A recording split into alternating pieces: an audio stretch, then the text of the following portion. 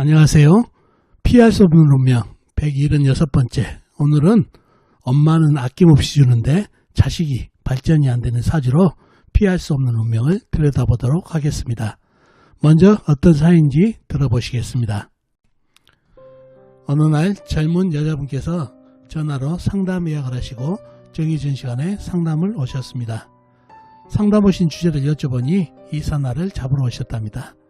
저는 그분께 좋은 이사날을 잡아드리고 상담을 마치려다 사주 속에 뚜렷이 보이는 게 있어 한 말씀 드립니다. 사주에 자식이 있는데 본인이 정말 자식을 위해 애쓰는데 자식이 발달이 안 되는군요. 너무 많이 애쓰는데 말입니다. 라고 말씀드렸더니 그분께서 말씀하십니다.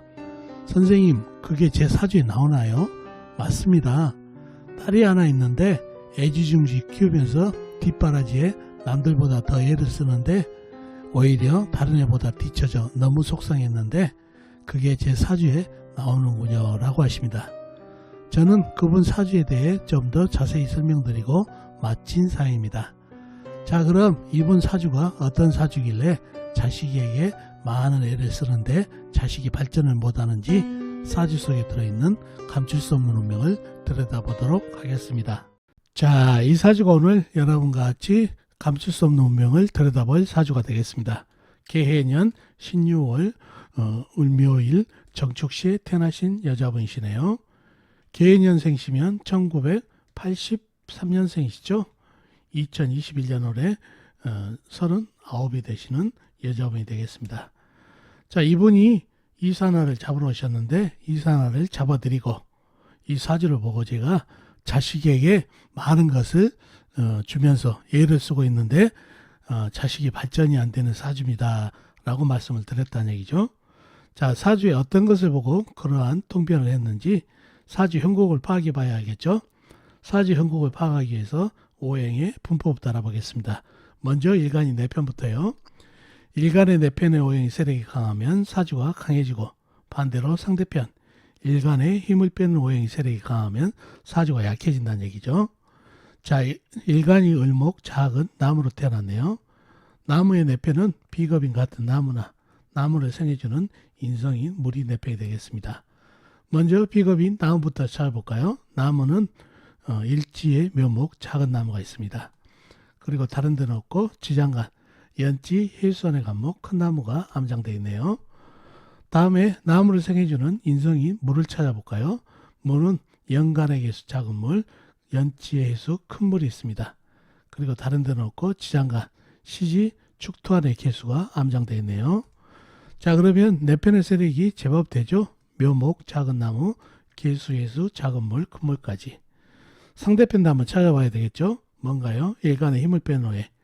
식상, 일간이 생하면서 힘받고, 재성, 일간이 극하면서 힘받고, 관성, 일간이 나를 극하니까 일간이 힘이 약해지는 이 3가지가 상대편 오행이 되겠습니다. 식상은 뭔가요? 나무가 생겨지는 오행이니까 불이 되겠고, 재성은 흙, 관성은 쇠가 되겠습니다. 먼저 식상인 불을 찾아볼까요? 불은 시간의 정화, 작은 불이 있습니다. 그리고 다른 데는 없고 지장간에 없고요. 다음에 재성인 흙을 찾아볼까요? 흙은 시지의 축토, 작은 흙이 있습니다. 그리고 다른 데는 없고 지장간, 연지, 해수안의 무토가 암장되어 있네요. 다음에 관성인 쇠를 찾아볼까요? 쇠는 월간의 신금, 작은 쇠, 월지의 요금, 작은 쇠가 있습니다. 그리고 다른 데는 없고 지장간, 시지, 축토안의 신금, 작은 쇠가 암장되어 있네요. 자, 그러면 상대편의 세력도 대단하죠. 정화 작은 불, 축토 작은 흙, 그 다음에 신금, 유금, 작은 쇠까지. 자, 이 사주는 어떤가요? 상대편 신금, 유금이 있지만은 이 많은 물에 수다금침이 돼버렸죠. 개수, 해수, 큰 물에게 퐁당 빠져가지고 힘을 잃었다는 얘기죠. 그래서 사주가 힘빨이 좀 생겼다. 이 사주도 힘빨이 좀 생겼다고 봐야 되나요? 심각한 사주로 봐야 되나요? 작은 풀이 개수, 해수, 큰 물의 수생목을 받으면은 이 작은 나무들이 어떤가요? 거의 젖어버리죠. 그러니 거의 이 사주의 병은 물기운이 되겠습니다. 그죠? 물기운이 이 세기운이 가로막고 있지만은 물을 막지 못하죠. 그래서 수생목으로 물이 들어간다는 얘기죠. 그러니 나무가 너무 젖어버린 그런 형국의 사주팔자가 됐습니다. 젖은 나무가 그런 사주팔자가 됐네요. 그러면 사주의 병이 뭐죠? 사주의 병은 바로 물기운이죠. 물이 너무 강해서 쇠의 힘도 약하게 만들어버리고 나무도 적게 만들어버리는 그런 흉한 물기운이 병이 된 사주팔자가 되겠습니다. 자, 그런 사주팔자가 됐고, 그럼 영신은 뭔가요? 너무 사주가 습하고 물에 젖었기 때문에 불기운으로 잡아줘야 되겠죠? 불기운으로 잡아준 영신이 되겠죠? 자, 그러면 운에서 오면 좋은 희신은 뭔가요? 희신. 희신은 사주의 병을 잡아주는 게 희신이죠. 항상 병이 있으면 약이 있어야 된다는 얘기죠. 이 사주의 병은 물이라고 그랬죠. 큰 물, 작은 물이 합쳐진 물기운이 사주를 습하게 하고 나무를 썩게 만든다는 얘기죠. 그러면 이 물을 막기 위해서는 큰 나무, 간목과 인목이 오게 되면 수생목으로 해서 물을 많이 빨아들이기 때문에 을목, 묘목이 숨을 쉴 수가 있다는 얘기죠.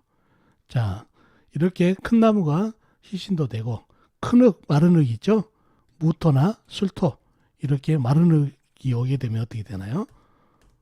그렇죠. 토국수로 해가지고 물을 막을 수 있는 그런 형국의 사주팔자가 됩니다.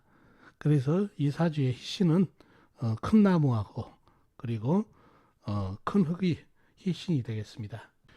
자, 그런 사주팔자가 됐네요.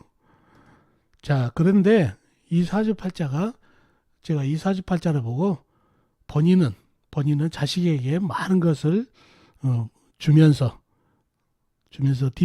뒷바라지를 하는데 애를 쓰는데 자식이 발전이 없다는 얘기죠. 사주에 어떤 것을 보고 그런 통변이 나왔을까요? 자, 이 사주에서 일단 자식을 찾아봐야 되겠죠. 자식은 시간의 정화가 보이네요. 여자분에게는 식상이 자식이죠. 그래서 자식은 정화가 있네요. 그죠?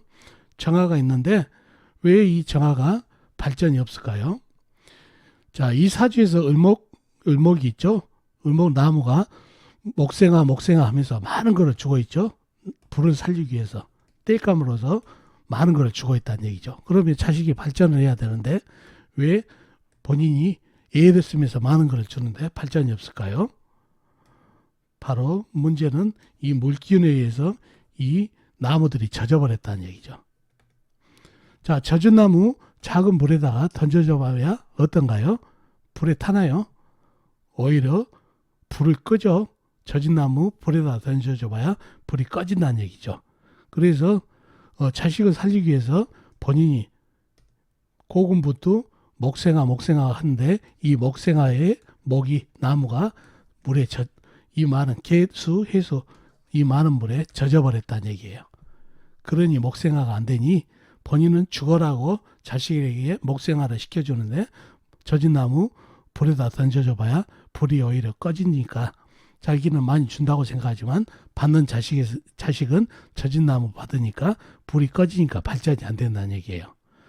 그래서 이런 형국을 보고 본인은 애를 많이 쓰고 많은 거를 바치는데 뒷바라지를 하는데 자식이 발전이 안 됩니다라는 통변이 나왔던 이유가 바로 그겁니다. 자신은 젖은 줄을 모르고 목생활을 하기 위해서 자식을 위해서 많은 것을 목생아 하면서 주고 있는데 정작 받는 자식은 젖은 나무가 던져주기 때문에 자신이 죽어가고 있는 그런 형국의 사주팔자가 됩니다. 자, 그래서 사주팔자의 형국을 제대로 읽게 되면은 이렇게 사주 속에 들어있는 감출 수 없는 운명을 들여다볼 수가 있습니다. 그래서 이 나무의 질이 너무 좋지가 않죠. 젖은 나무라 마른 나무였으면 불에 잘 타서 자식이 발달됐을 텐데 이 사주의 병임 물기운 때문에 젖은 나무가 불에 던져져서 불을 오히려 꺼뜨리기 때문에 자식이 발전이 없었던 사주팔자가 되겠습니다. 자, 사주 형국을 파가다 보면은 본인은 남을 위해서 많은 것을 베푼다고 생각하는데 베품을 받는 사람이 오히려 해를 입는 경우도 있습니다. 이게 사주 형국이거든요. 그런 사주팔자도 있다는 거 꼭 기억해 두시고, 자, 어떻습니까? 오늘 감출 수 없는 운명 도움이 되셨나요? 도움이 되셨으면 좋겠습니다. 그럼 다음 시간에 뵙도록 하겠습니다. 안녕히 계세요.